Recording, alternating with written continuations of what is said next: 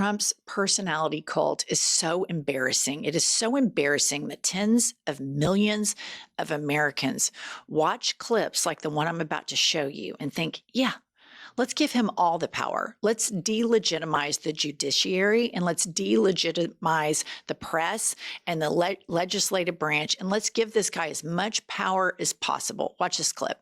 In my case, I like to take a nice shower to take care of my beautiful hair. I have to stand under the shower for 15 minutes till it gets wet. It comes out drip, drip, drip. It's ridiculous. I mean, that's so embarrassing.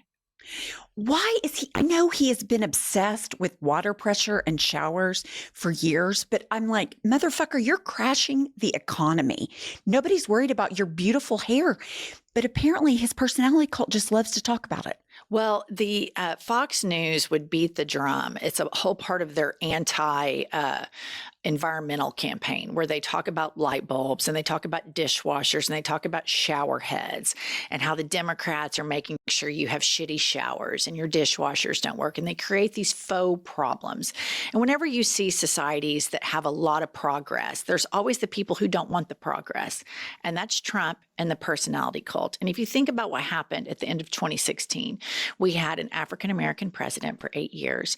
We had the involvement and the fantastic civil rights advancement of gay marriage.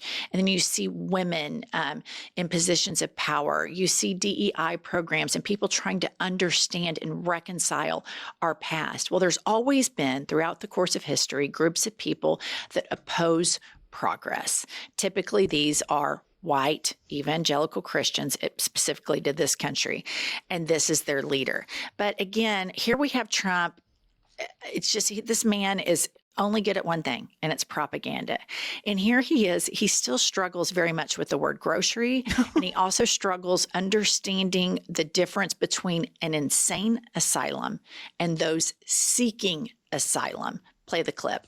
For murderers and drug lords and thieves and people from prisons from all over the world. And there were people from mental institutions, insane asylums. They were taking their mentally insane and they were dumping them into our country. And I'll tell you, Tom Homan and Kristi Noem are doing a fantastic job. Okay. So this is a part of an authoritarian play. They have to repeat the same thing over and over and over again.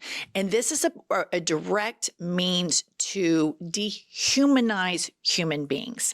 If you say they're crazy and they're from insane asylums, and that the United States is saying, yeah, give us all of your batshit crazy people. We want them. We're going to fund them. We're going to put them up in 5-star hotels. We're going to give them credit cards and cell phones. This is the Fox News narrative. The problem is some of these people are Christians. And if somebody is seeking asylum and they are trying to avoid trying to flee from a violent or dangerous situation, that would seem like a Christian thing to do, to say, yes, come in. We want to help you find a job. We want to help you and your children be safe. So they repeat a lot of these lies over and over and over again. And I guarantee you, I could walk right outside here in Oklahoma City and just drive maybe a couple miles out to the religious suburbs. And I could say, is the United States of America allowing other countries to empty insane asylums into this country? They would all say yes, because they sit around and watch Trump's associates on Fox propaganda, entertainment, television, and they start believing this shit. And that's part of the reason why he repeats this over and over again. Well, the thing about it is, what just really upsets me the most is people are so willing to dehumanize others and they don't look at the facts. And the facts are coming in on his immigration deportation program. Like 75% have no criminal records. They're taking people off the streets that are here legally. But the lies are more, they have more of a vitriol and they stir up hatred more than the truth. And that's the most disappointing thing about all of these Trump voters, is they would rather believe in a lie to hate people than the truth for the good of everyone. But I don't know that it's a preference that they would rather believe in the lie. I think it's deeper than that. I think these people are inherently racist. And when they see that people that have brown skin are getting deported, they like it. They like the cruelty of it. They like the demonization of those people. And this goes back to slavery. Right. And this has been generationally passed on, that people that have melanin in their skin are inferior. We are supreme. We are the white people. We know what's best for everybody. And when you know somebody that's super religious and outwardly so, the majority of the time, from my experience, they are horribly, unrepentantly racist. I mean, outwardly so. And so this doesn't surprise me that they believe in this, because they see people with melanin in their skin as inferior to them, and they see them as the chosen superior ones. Right. I was going to say, absolutely, it is. We are the white privileged, so we are better than you. All right. And just proving that Trump vacillates between being completely out of it mentally and toying with his authoritarian propaganda, and he vacillates back and forth between the two. He accidentally called his former national security advisor. Put up the headline. Trump last month mistakenly called H.R. McMaster, and upon learning that he was speaking to his former national security advisor rather than his intended recipient, insulted him. And so, here we have Papa Trump, the wannabe dictator authoritarian, who is making a lot of progress in that advancement, but he also is not the sharpest knife in the drawer once he gets outside of propagandizing his cult. So this, to me, we know that he's starting with the two people that used to work for him. He's starting to target them, and that's going to expand a lot more so if we don't act quickly. Well, the enemy within is all of us who do not believe his propaganda, do not believe that they are superior. That's all of us. So it may start with them. It's going to trickle down to every single person that fights for democracy. Okay. And this graph is going viral all over the internet. And this is so true. Please pop this up. It starts with Trump doing the double jerk off. I make a stupid decision, and then something really bad happens. And then I convince my followers the problem is now magically solved. I reverse my decision, and then it just starts over and over and over. And so many Americans are in this personality cult and go through this cycle: wash, rinse, repeat, over and over and over. And it's just such a dangerous, weak mindset that people are aligned behind the 78-year-old man who actively dehumanizes other human beings and feeds that dehumanization to his Christian base. They chew on it. They like it. They have a cigarette after, because that hate feels so good to them. And yet in their personal lives, they can be nice to their families, and as long as they're at their Bible study or whatever. But we have a real problem that we have tens of millions of Americans that actively engage in hating and dehumanizing people with melanin in their skin. And if you studied the American history from the inception, it makes perfect sense. But what are they trying to do? Whitewash the history. And then if you call a white American racist for believing racist things, then they're like, oh, that's your only complaint. And so it's just, we have an absolute problem. And this is a perfect storm for this man to come in and charm these horrible people with all of this racist propaganda. They like it. And here's the thing.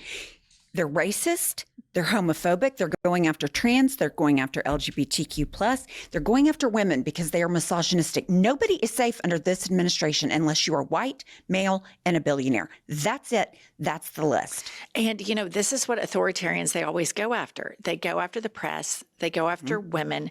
They go after marginalized groups like the LGBTQ+. They go after the press.